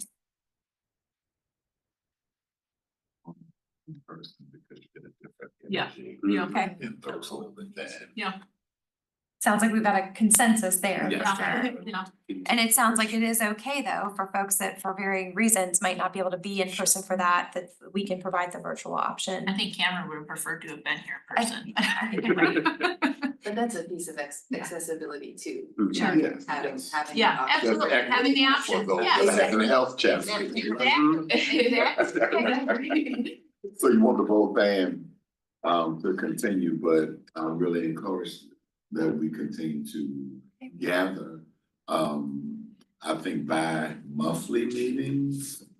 Bi-monthly or monthly, sorry, Bi-month. bi-monthly, Like 2 2 weeks months. between, or 2 months between. 2 a month. If we're meeting monthly with the CTAC, then maybe CTAC meets quarterly, quarterly, Mhm. okay. so the next CTAC, yes, next CTAC is March. So if we met by month, every other month, then we could probably get some continuity for that meeting that meets quarterly. Cause it would be in between the quarters. Yeah, I mean, in theory, I think the reality is we're at January 31 today and March 15th is, Yeah, so then it would be 5 2 weeks away. Okay, long term, so I mean, Yes. if we can follow this up in 2 weeks, that would be good. To me, it seems like because we have a very specific outcome we're seeking on a relatively tight timeline for a group like this. I think a temporarily accelerated meeting pace of like every 2 weeks, every 3 weeks, something like that makes sense for this. And then when we have outcomes, we can have a different conversation about what The do we want the continued. group to be long-term. I'm seeing a lot of heads shaking on that. Cameron, how are you?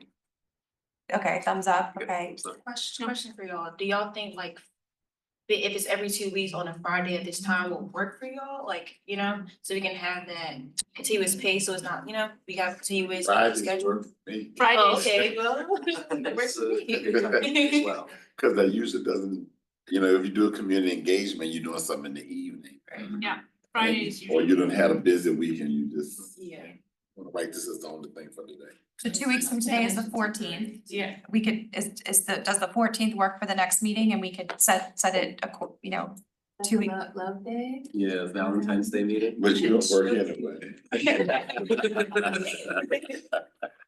That starts, this is a weekend in the evening. Every day is Love Day. 11:30 again, It's 11:30 and 11:30, time is for that? folks.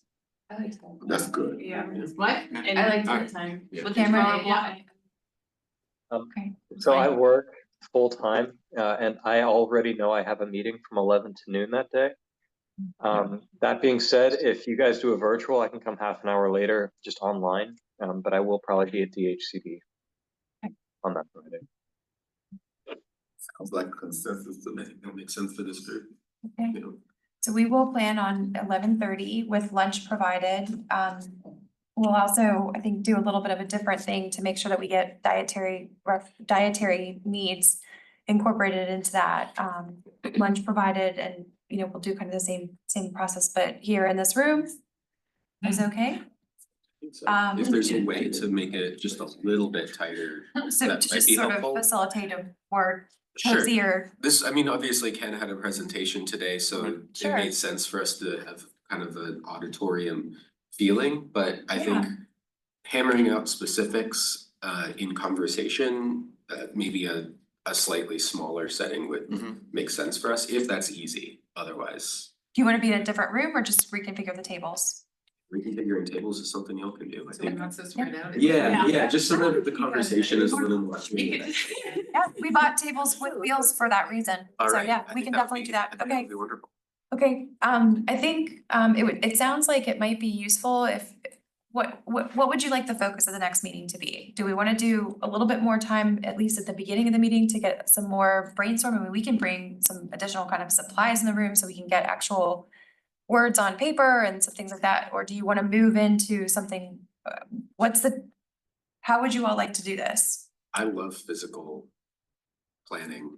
Okay, Me too, Yeah. I'm so visual, I'd Okay. like to have, The whiteboard yeah, back one there. of, some of our big words. Sticky notes and big boards. the big paper and that kind of thing, okay? Love that. And a question I'm curious about the next meeting is talking about whether like, when we're talking about like engagement and breaking down barriers for engagement, if we're talking about kind of like one-off occasions, or if we're talking about like repeated involvement, like for committees. Like, or just for like, singular community engagement. I think it's all of it. I'm gonna answer that by doing what I've done, I think, all day and kicking that back a little bit to you all. Okay. I will say that in this year's work program for Plan RVA, we identified a couple things that we wanted to undertake and explore. So in our work program and key imperatives for this year, we identified that there is a need to reevaluate how we engage our formal committees and approach membership in those, to the extent that we have the ability to do that. Some things are not our prerogative.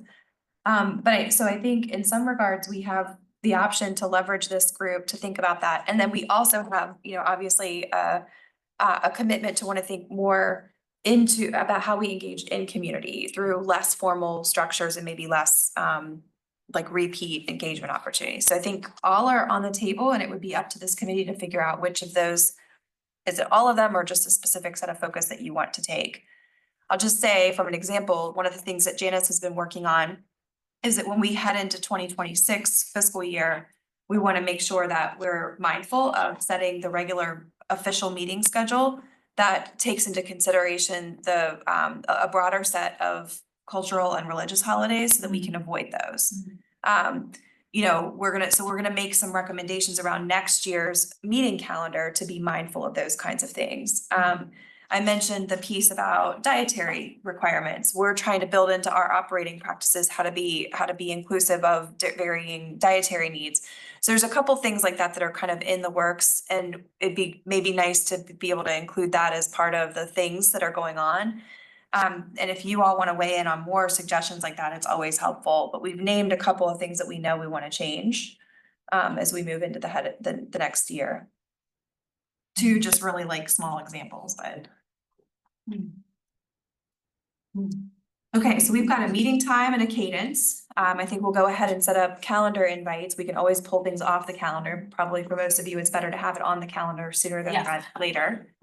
And we'll plan on the next meeting being more workshop style, smaller configuration, and allow you guys to really be able to leverage sort of this visualization of ideas and whatnot. And maybe by the end of next meeting, at the conclusion of the 14th meeting, we could have kind of a priority list of like that moves into a work plan. Does that sound? And like a we good have way to- homework assignments. Yeah, does anybody have things that we want to make sure we do between now and the 14th? I will say that I reached out to one of my professors about this, Dr. Goff, and she sent me, and I know y'all as well, and that's what I asked you, Ken, about the Urban Institute's kind of summary on public participation compensation. And I feel like it really succinctly captured a lot of the ideas that we're sharing and a lot of the existing research around it, and it kind of consolidated a lot of that research into a very readable format. It's the actual content of it is less than 10 pages, and a lot of that is bullet points and images and stuff like that showing relationships between things. I think that would be super helpful for people to read if they want a really quick idea of the theoretical backgrounds to this idea of compensation. It'll really quickly give you an idea of what the many decades of previous thinkers have thought, and the very limited instances of how it's been. And so you're gonna send that to us? We can It'll do be that. in like Yeah. consents, yeah. Yeah, we can send, why don't we commit to send the slide deck from today, that specific resource. His slide deck includes the other kind of things that were cited, and then we'll also include sort of this extra set of things that we've been just identified as needing to be worked on, and that can serve as a menu of things you either want to pull in or say, no, you've got that, that's fine. Does that sound good? Sounds good. I would say too, like anything like Andrew just thought, if you have things from your own experience in your own organizations that we could share with one another and bring that. That'd be great. Could you send it in an email chain with all of us in the two lines so that we could potentially reply all? Is that possible? Not possible with the, So when two or more are gathered in person or Okay. virtually, it is a public meeting. And so we send things via email with everyone in the BCC specifically so that there's no way to do a reply all, because that constitutes a meeting and therefore it would not have been noticed. I That think is it- why we do yeah, it the way I that we think it do would it. be helpful for us to have some kind of way to communicate ideas or resources that we find throughout this process, virtually between meetings. I don't know if that appeals to anybody else. You may do that under the law, you may do that 2 at a time. Okay, I see. If you choose to communicate as a group, That's you would be, public. in violation of I see. the freedom of information in the public meetings law. I see. I think, my colleague to my right over here is well familiar with that guidance. I love transparency in yeah. government, so that makes sense to me. Yeah. I don't- What I will say is that if you have resources that you are aware of and you want to share them with us, we are happy to then push them out to everybody. So it can, I mean, I hate to create that sort of hub, but we can collect that and in real time, share it out. We don't need to sort of wait for a defined day. And so we can at least make it available. It's the dialogue among that needs to be careful. Can we create a collaborative document to that point? The same principle applies that if you are contributing into a Google document, you know, kind of in the common Spreadsheet or terms, that is a public meeting and it would need to be noticed.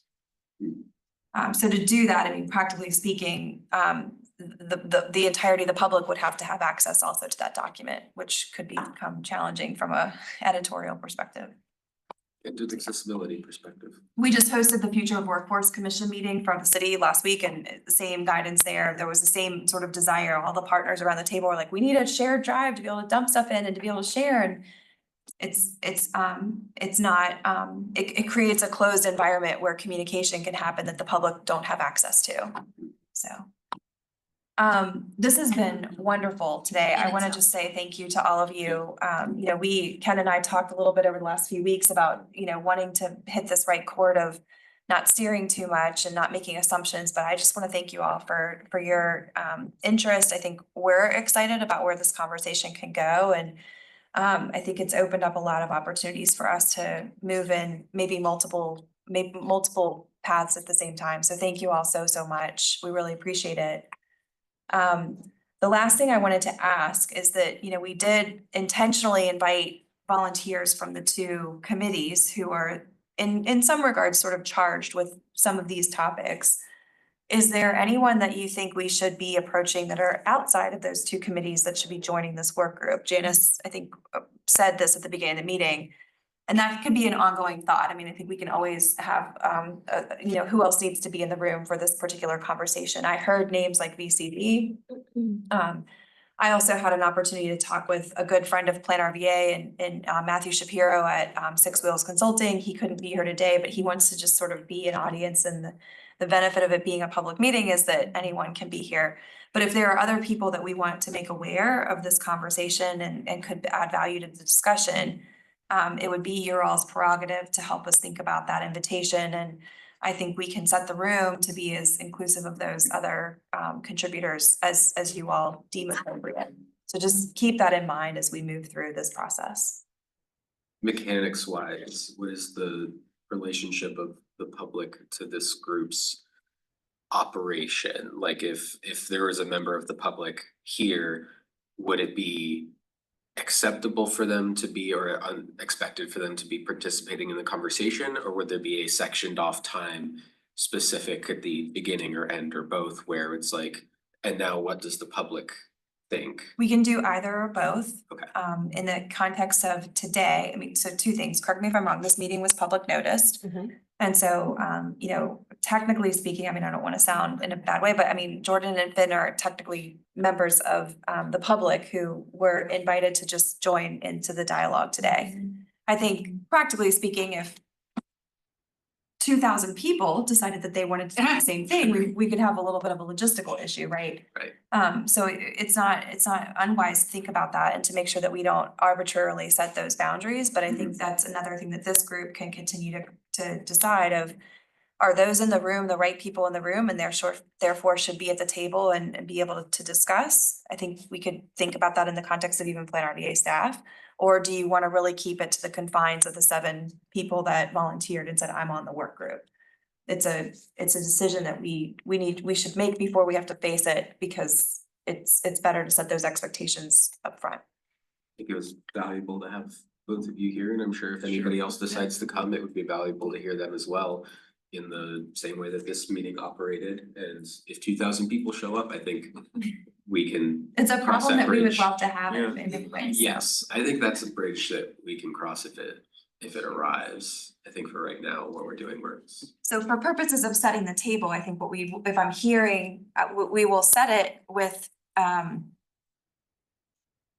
sort of a welcoming intention. So we will make it a smaller table to facilitate more intimate conversation, but we will leave some seats open so that if others come, they don't feel like they've been excluded. Would it be appropriate to put a cap on it of how many? Then we have to have a sign up, right? We certainly have an occupancy limit for the room. Yes. So yeah, I think. So 2,050. How about if I commit that our team internally will sort of talk about that, and we'll come with what we think could be a logistically manageable approach, and then we can put that at the top of the agenda for next time, just to sort of think about that. I think in and of this committee, this work group building its practice, we can test and learn lessons that could be then applied, and that could be part of the product that you all produce, so.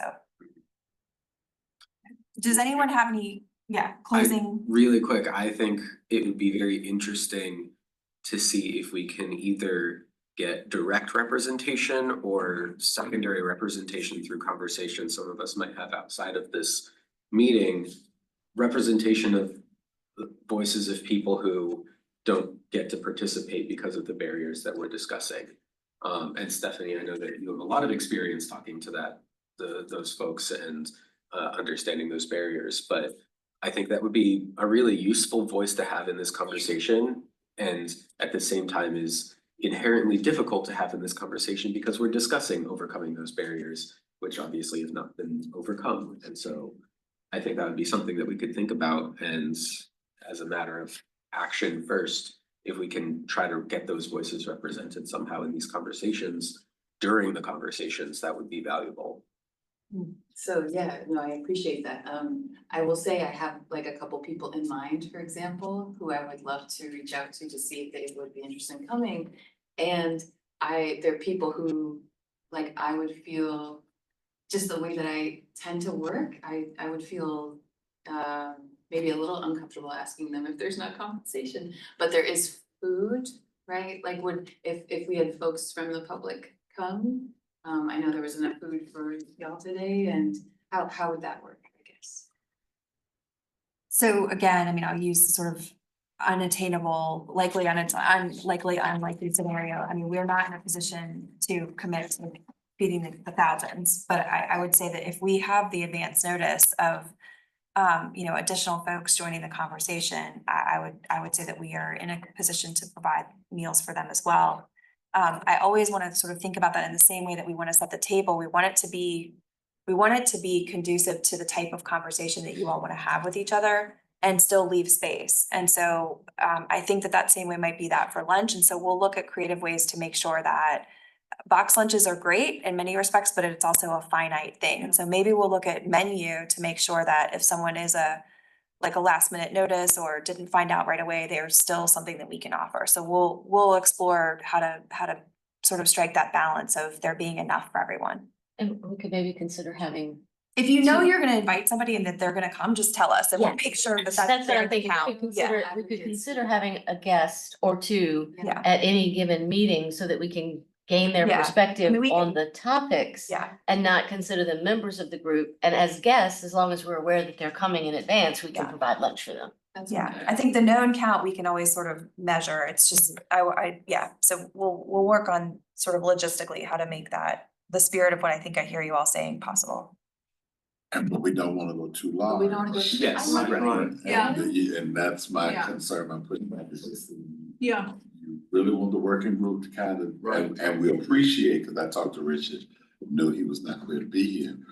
But we don't wanna go too large. Agreed. Right. So let's agree maybe as a group to think about that from a, we will make these meetings, we can make, let's talk about that a little bit more on the next agenda. Kristen, I see your, wanting to see. And also, while, for Plan RVA, request for, ASL interpreting or other supports, that would, facilitate full participation, would need to be made in enough advance notice to secure that service.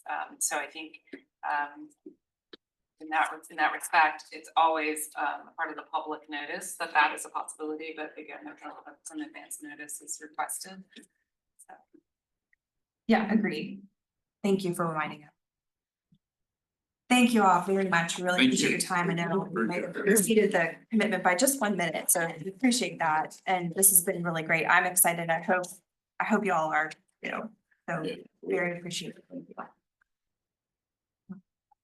Thank you very much. Thanks, everybody. Thank you. Does anybody need a parking validation? Oh, I would love one, actually. My first time ever driving. Start doing that too. Yes, I park up. Okay, I don't have a bike. But my bike has flat tires. Hit a nail on Main Street, so, yeah. It's completely flat. Or I'm parked in the car.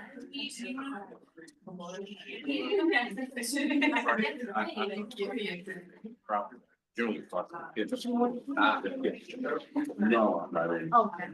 They made sure it wasn't a problem with this building. You have your, I do. The only reason I like to do it is just, it has to go between the two barns. I know you did, did you park in the? No, I parked on the street. Okay. All right, you'll take care. Absolutely, you do as well.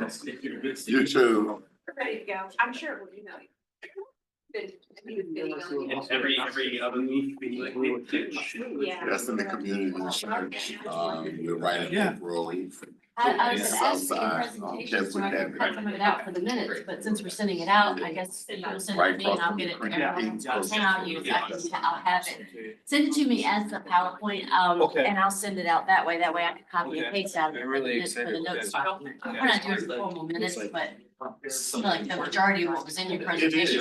it's a good conversation to Okay. You wanna send those get to us me? I'll incorporate them. to do things around equity. I was wondering how it was going to be impacted by this week's activity. I was thinking the same thing.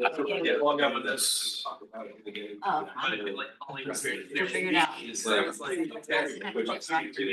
And I think what we need to do I can't really, I just can't do it. at this moment is to push us to evolve. Sure. Yes. Have to. Yeah, but all right, I'll come back. Face it and see it. Transparency. So when we are doing things that you might consider like equitable, I guess I may have to. in do my this. work in the state, we don't use to do that that. way, say it's. Say it's about transparency in government or something like that. And so there's ways to phrase things. That's right. That make it easier. But it's not, well, cause it's not just this. Actually, We're following up with a series of studies, so we were giving you another chance to give it, but we already heard this from this study, this study, this study. Yeah, not even. We're not coming